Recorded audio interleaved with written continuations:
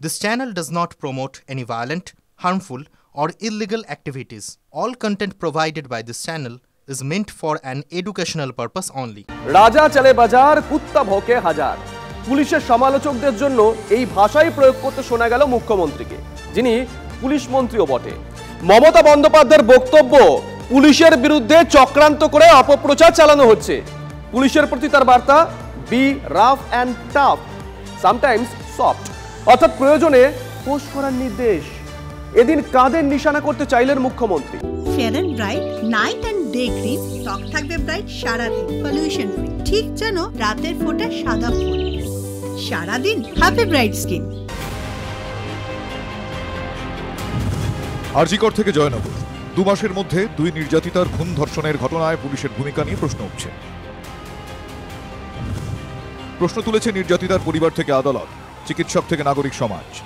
তীব্র সমালোচনার মুখে পড়তে হয়েছে পুলিশ বাহিনীকে। সেই বাজারে আলিপুর বডিগার্ড লাইনে দুর্গাপুজোর উদ্বোধনে গিয়ে পুলিশকে ঢালাও সার্টিফিকেট দিলেন মুখ্যমন্ত্রী।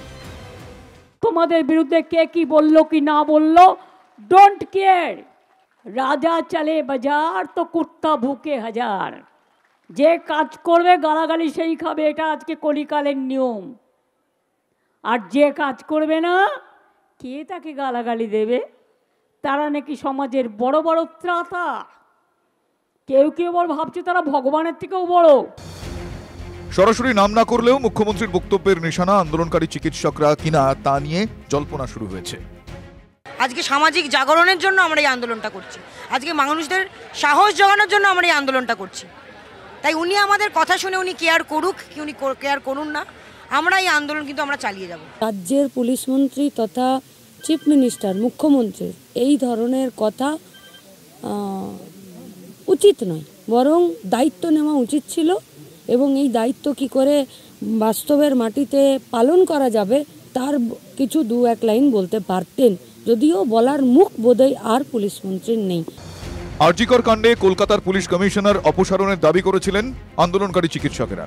শাস্তিমূলক ব্যবস্থা না নিলেও বদলি করে দেওয়া হয় সিপিকে। সেই প্রসঙ্গ না টানলেও মুখ্যমন্ত্রীর বক্তব্য, বিনা অপরাধে শাস্তি দেওয়া যায় না। আপনারা যে যা ইচ্ছে বলতে পারেন। আপনার বাড়ির সামনে ক্রাইম হলে সেই পুলিশকে গিয়ে আগে আপনাকে ডাকতে হয়, তাদের সবাইকে সরিয়ে দিতে হবে। কেউ যদি অন্যায় করে তার বিরুদ্ধে পানিশমেন্ট হওয়া দরকার, কিন্তু কেউ যদি বিনা অপরাধে অপরাধী হয় তাহলে যারা এই অপরাধটা করেছেন তাদের পানিশমেন্ট হবে। তো আমি অপেক্ষা করব সেদিনের জন্য। সবাইকে সরিয়ে দেওয়ার প্রশ্ন আমরা বলিনি, আমাদের খুব স্পেসিফিক বক্তব্য ছিল যদি কেউ অস্বচ্ছভাবে কাজ করেন তাহলে তাকে সেই পদ থেকে মানুষের আস্থা অনাস্থার প্রশ্নে তাকে সরিয়ে দিতে হবে। এই দাবি তো অন্যায্য নয়, উনি নিজেও পূর্ববর্তীকালে এটাকে বহু এরকম দাবি করেছেন। সরিয়ে দেওয়ার প্রশ্ন এখানে আসছে না, এখানে প্রশ্ন আসছে যে পুলিশ তার ডিউটিতে অনীহা প্রকাশ করছে, তার যথাযথ ডিউটি পালন করতে পারছে না, তার বিরুদ্ধে বিভাগীয় কি তদন্ত হচ্ছে, তার বিরুদ্ধে পদক্ষেপ নিতে হবে। যদি না পদক্ষেপ নয় তাহলে তো এই অরাজকতা বাড়তে থাকবে। শুধু সমালোচনা নয়, গত কয়েক মাসে জনরোষের মুখেও পড়তে হয়েছে পুলিশকে। বাঁশদ্রোণীতে 1 ঘন্টারও বেশি সময় পুলিশকে কাদা জলে দাঁড় করিয়ে রাখে উত্তেজিত জনতা। নবান্ন অভিযানে বিক্ষোভকারীদের ইটের আঘাতে জখম হন এক পুলিশ আধিকারিক। এতে পুলিশের মনোবল ধাক্কা খাচ্ছে বলে ওয়াকিবহাল মহলের ধারণা। এই পরিস্থিতিতে পুলিশকে প্রয়োজনে রাফ অ্যান্ড টাফ হওয়ার পরামর্শ দেন মুখ্যমন্ত্রী। টেনে আনেন কথামৃতের বাণীও। আমার কথা বলছি না, রামকৃষ্ণ পরমহংসদেব যিনি আমাদের পথপ্রদর্শক, আমি তার কথা বলছি। ঠাকুর বললেন, আমি তোমাকে কামড়াতে বারণ করেছি কিন্তু আমি তোমাকে ফোঁস করতে বারণ করিনি। কুললি কাজটা হ্যান্ডেল করতে হবে। ওপরে থাকবেন কুল আর ভেতরে থাকবেন বোল্ড, এটা মাথায় রাখতে হবে। Be rough and tough and sometime be soft. আমরাও বলছি, জনগণও বলছে পুলিশকে বোল্ড হতে, কিন্তু কার সাথে এটা মনে হয় একটু গুলিয়ে ফেলা হচ্ছে। অপরাধীদের সাথে বোল্ড হন, যারা প্রকৃত অপরাধী, যারা অপরাধকে আড়াল করার চেষ্টা করছে তাদের সাথে বোল্ড হন। যারা অন্যায়ের প্রতিবাদে রাস্তায় নামছে তাদের প্রতি বোল্ড হতে বলছেন না তো? কোথাও একটা শুনে কীরকম যেন সেরকম মনে হচ্ছে, সেটা হলে তো খুবই দুঃখজনক।